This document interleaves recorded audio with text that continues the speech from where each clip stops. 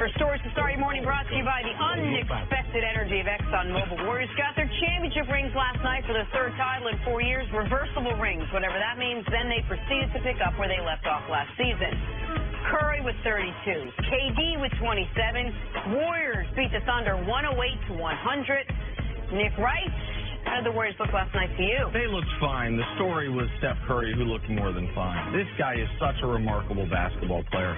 As talented as that team is, when he was off the court last night, -7. When he's on the court, +15. He's not the straw in the drink. He is the drink for them, even though they have Kevin Durant. The story last night was them getting their rings and everything, of course, from the repeat. But I thought part of the story was the Thunder. The Thunder looked nice. Took a lead late in the third quarter without Russ and other key players. Game with 2 minutes left. I want to know what the reversible ring is. That like race cars, the same forward and backward? How does it work? I want to know. Gordon Hayward made his return to the court for the Celtics, taking on the Sixers. Hayward had 10 points, 5 rebounds in 25 minutes. Said it was thrilling to be back out there on the court. See, how big of a contribution can Hayward make this season once he gets into the groove of playing again? Man, if he forgets about trying to be the #1 player, shoot, he's the perfect role player for a young emerging Jason Tatum as a superstar, Kyrie as a superstar.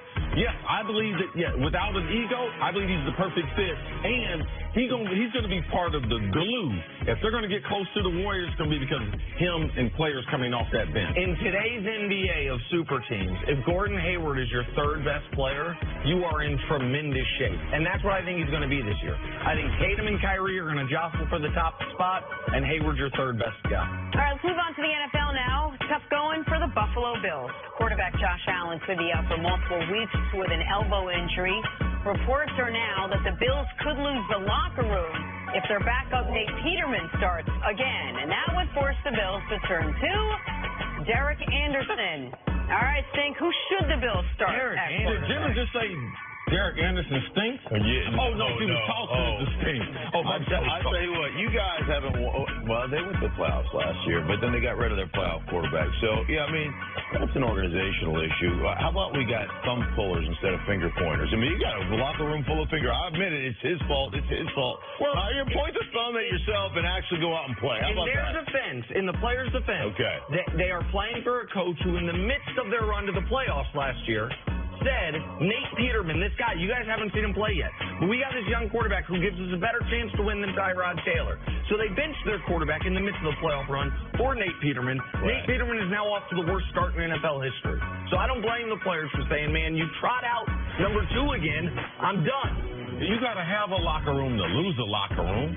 Hey, man, if you play someone in this locker room, I'm not going to play no more. That's how tight the locker room is. Right, yeah. The guy I'm throwing under the bus is in the locker room. Right. Oh, excuse me. All right, finally, in this week's episode of John Gruden Says Stuff, the Raiders head coach had some interesting comments about how, quote, we aren't taking anything, and how he actually does like rookie players despite what America thinks. His words,